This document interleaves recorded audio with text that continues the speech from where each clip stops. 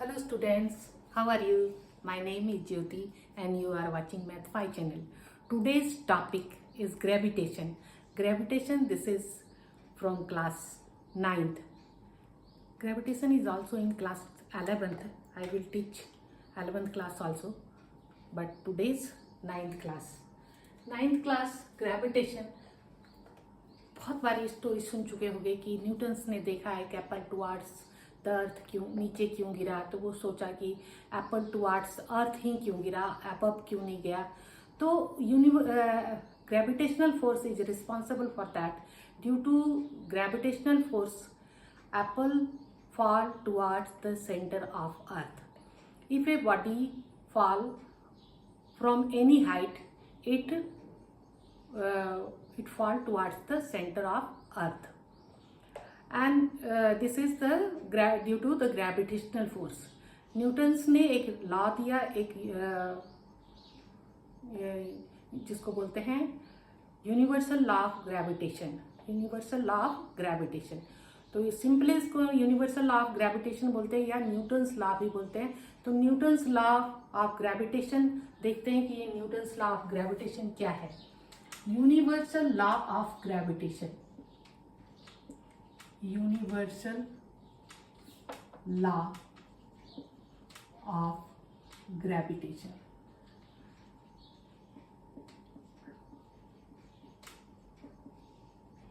Universal law of gravitation कहता है कि in the universe everybody attract towards each other. Universe में जितने भी बॉडी हैं वो एक दूसरे को अट्रैक्ट करते हैं, ठीक है. और ये फोर्स ऑफ अट्रैक्शन को कैलकुलेट करने के लिए न्यूटन्स ने लॉ दिया कि जितने भी यूनिवर्स में बॉडी हैं वो एक दूसरे को अट्रैक्ट करेंगे, and that force of attraction between them is directly proportional to the mass of the bodies, product of the mass of the bodies, and inversely proportional to the square of the distance. According to Newton's, मैं दोबारा से बोल रही हूँ, according to Newton's law of universe or gravitation, universal law of gravitation, in the universe, if two bodies separated by distance are, if two bodies separated by distance are, then the force acting on it directly proportional to the product of their masses and inversely proportional to the square of the distance. तो statement आप लिख लोगे. क्या statement कह रहा है कि product force is directly proportional to the product of the masses. तो हमने क्या करना है, let us consider two bodies M1 and M2 separated by distance r. Separated by distance r. So there is a force acting between them, and according to Newton's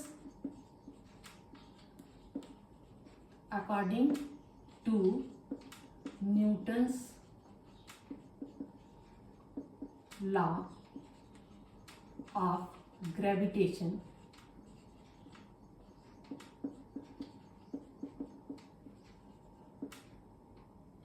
F is directly proportional to the product of their masses M1 and M2. This is called equation 1, and F is also proportional to 1 by r square of the distance. So this is equation 2. Combining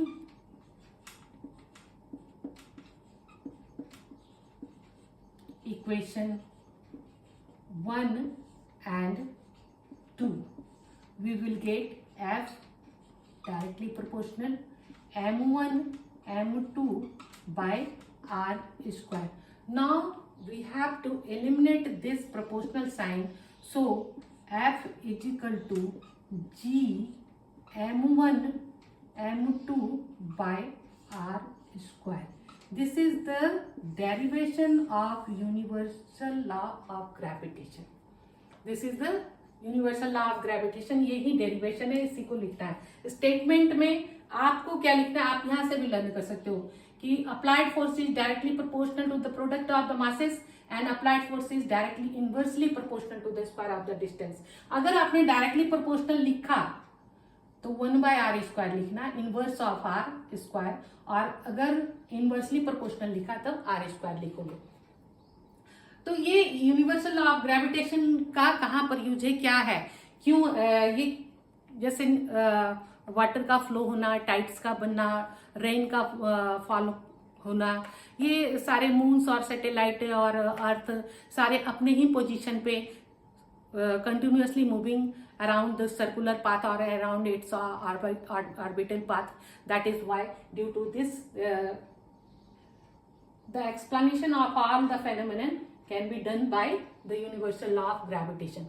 इस universal law of gravitation के आधार पे हम सारे explanation कर सकते हैं कि अब जैसे है कि मून है और अर्थ है, सपोज यहाँ पे अर्थ है और ये मून है, तो अगर अर्थ ने फोर्स लगाया तो मून ने भी फोर्स लगाया। अब अर्थ का मास ज्यादा है, मून का कम है, तो ये मून एक दिन नीचे गिर जाना चाहिए था अर्थ पे due to attraction, but moon earth पे नहीं गिरता है। क्यों नहीं गिरता है? क्योंकि ये जो मून है, मून के सराउंडिंग में भी कोई ऑब्जेक्ट और भी बहुत सारे ऑब्जेक्ट हैं, and they are also exerted force, और वो भी फोर्स इस पे लगा रहा है। तो resultant force at the moon is equal to that is equal to 0, so it is at on position. ये सारे जितने प्लैनेट है और सैटेलाइट है जो भी है, सो वो सारे अपने ही पोजीशन पे इसलिए हैं क्योंकि resultant force acting on that body is 0, that is why they are at on position. और ये कंटिन्यूअसली मून अगर है, कंटिन्यूअसली मूव कर रहा है, तो if a body moving in a circular path, then towards the centre there is a force acting on it, that is known as the centripetal force. Due to this centripetal force is continuous moving. Okay, अगर किसी stone को एक धागे से बांध दो और इस स्टोन को कंटिन्यूअस मूव करा, तो ये टुवर्ड्स द सेंटर एक फोर्स लगेगा जिसको बोलते हैं सेंटीपिटल फोर्स, और mv²/r ये सेंटीपिटल फोर्स होता है। Due to this centripetal force it continuous moving and the direction of the force is perpendicular, ये 90 डिग्री होता है, तो ये 90 डिग्री ऑलवेज, अगर ये टूट गया, ये धागा टूट गया, तो ये टुवर्ड्स द टेंजेंट ये मूव कर जाएगा in the absence of centripetal force. तो उसके बाद हमने देखना क्या है, इंट्रोडक्शन हो गया, यूनिवर्सल लॉ ऑफ ग्रेविटेशन हो गया, इंपॉर्टेंस आपने देख लिया जी के बारे में। तो अब यहाँ पर है कि रिलेशन, एक क्वेश्चन आता है कि relation between G and G. Question ऐसे लिखा रहेगा कि you have to explain relation between capital G and small G. दूसरा ये हो सकता है कि G is equal to GM/r² derive करना है, जहां की where M is the mass of the earth and R is the radius of the earth, and you have to derive this expression, ये डिराइव दिस इक्वेशन, ये हो सकता है। तो मेन है कि इसको जानना कैसे, what is the relation between capital G and small G. Let us consider a body at the surface of the earth having mass m and mass of the earth that is capital M, and the radius from center to center that is RE, distance between center of the body and radius center of the earth, that is RE. Because this mass is very very small, so we can consider it is approximately RE. So the force according to Newton's law, ये सारे consideration ले लोगे। Let us consider a body at the surface of the small G की value सबसे ज्यादा maximum जो होता है वो सरफेस ऑफ द अर्थ होता है। अगर आप उसके अंदर भी चले जाओगे तो आपका जी वैल्यू चेंज कर जाएगा। अगर आप above the surface of the अर्थ जाओगे तो भी वैल्यू चेंज करता है। ओके, तो मैक्सिमम इसका होता है यहाँ पे। अब इसको करते हैं कि according to Newton's law of gravitation,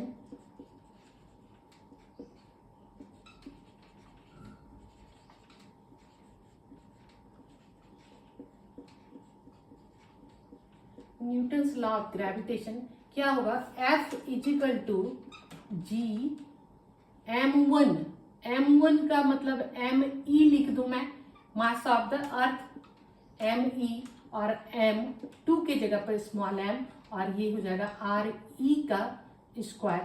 this is equation 1. And this body is at the surface of the earth, so the force on the body is m into g due to gravitational force, या इसको ही लिख दोगे gravitational force है ना, due to gravity. This is also equation second. Both are force, so equating equation 1 and 2,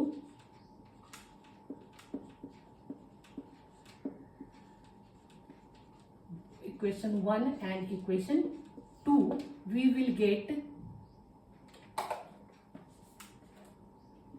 g m e m by r e square is equal to m g, m cancel, और g is equal to g m e by r e square. Is it visible? R e square. So this is the derivation, required derivation. Now the another question, that is what is the difference between capital G and small g? Capital G and small g. Capital G आपने अभी देखा क्या था, universal constant था. So it is a constant but it is variable. Variable क्यों? क्योंकि ये देखो g is equal to G M by R square है, तो ये रेडियस अगर चेंज होगा, अर्थ के सरफेस ये डिस्टेंस अगर चेंज होगा तो g की वैल्यू चेंज कर जाएगी. तो g की वैल्यू चेंज कर जाएगी तो g is variable. Above the earth जाएंगे तो भी चेंज होगा. इस due to this reason at the pole and at the equator the value of g is different, so the weight of the body is different. Okay, so this is variable and this is constant. Value of this constant g is equal to capital G is equal to 6.67 into 10 to the power minus 11 Newton meter square by kg square.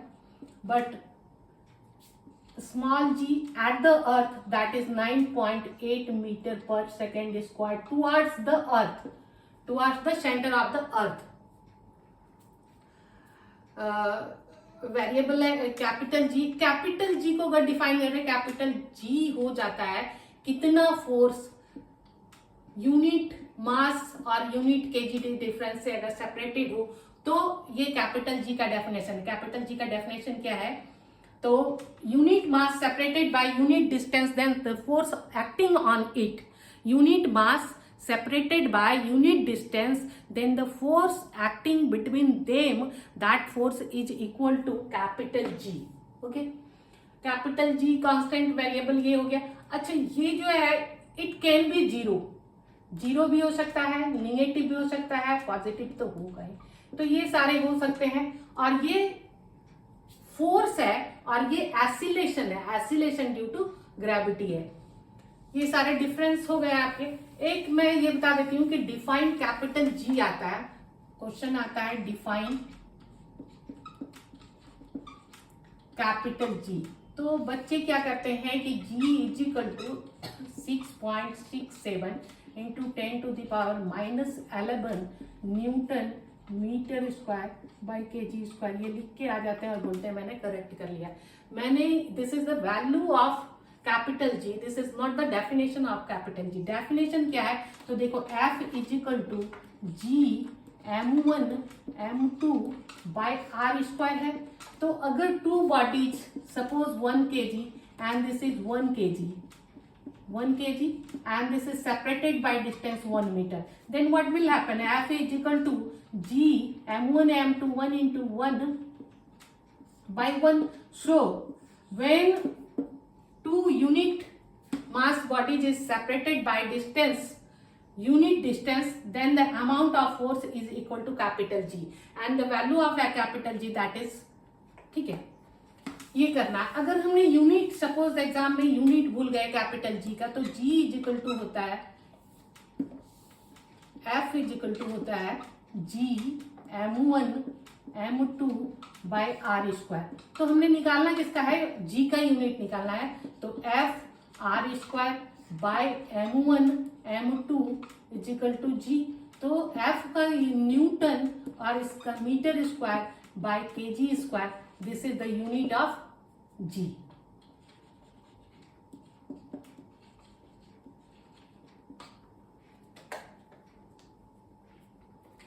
उसके बाद करते हैं क्या कि free falling क्या है।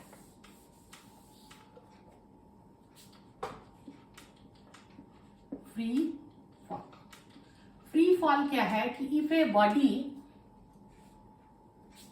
body fall towards the earth under acceleration due to gravity, if a body falls towards the surface of the earth under the influence of acceleration due to gravity and no other force acts on it, or it may, you can say that कि no other force is negligible.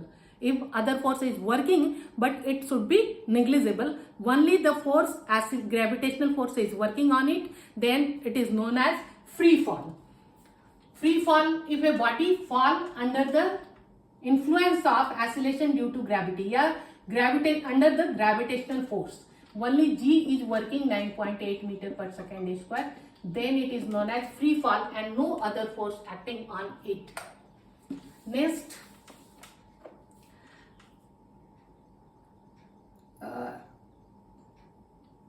value of G on moon। ये अर्थ है, ये moon है, ये moon हो गया। तो moon का मास जो है हमने ले लिया मून, ये मून का मास, और अर्थ का मास m, इसका जो रेडियस है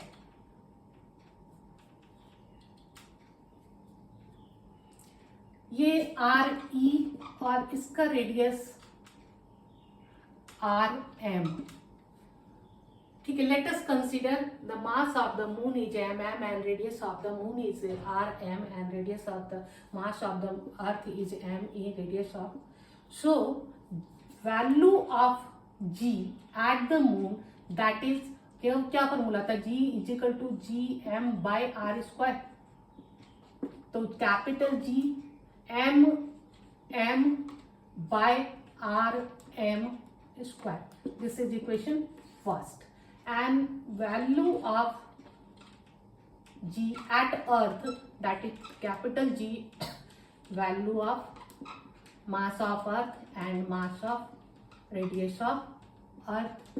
अब क्या है कि मून का रेडियस जो है, मून का रेडियस है 4 टाइम्स, अर्थ का radius 4 times radius of moon, and mass of earth that is 100 times the mass of moon है। ये आपको याद रखना पड़ेगा।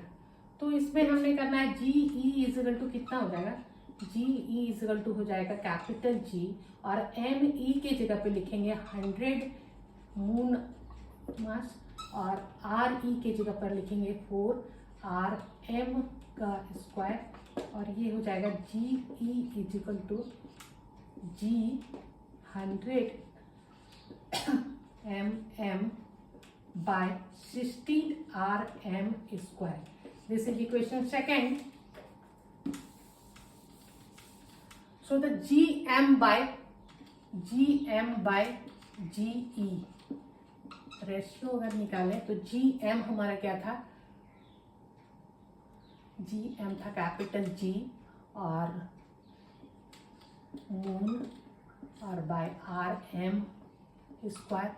GE का लिखेंगे तो ये हमने लिखा है क्वेश्चन सेकंड में क्या 100 अपॉन 16 और mm और rm स्क्वायर, तो सारे कैंसिल हो जाएंगे और बच जाएगा 16 बाय 100 और ये हो जाएगा 1/6 अप्रॉक्सीमेटली, क्योंकि पूरा तो डिविजिबल ये हो नहीं रहा है, अप्रॉक्सीमेट ये आ जाएगा. This is the relation. Ratio अगर उल्टा करके लिखना है तो 6/1, 6:1. मास और वेट में क्या फर्क है? What is difference between mass and weight? What is difference between mass and weight? Mass is the total amount of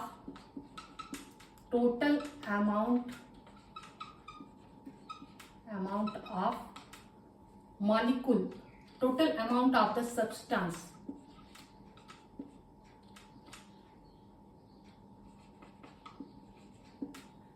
But weight is equal to, weight को W से लिखेंगे तो M into G.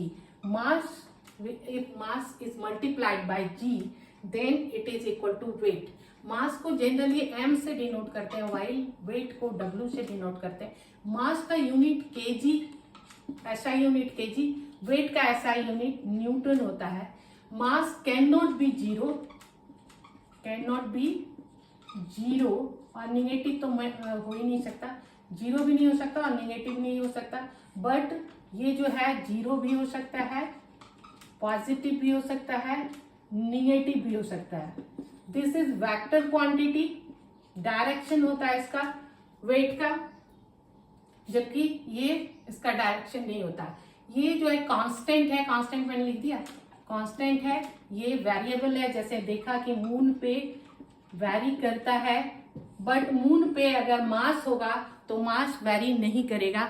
Okay, thank you. Continuous watch my channel to improve yourself and to know new thing about the physics and mathematics.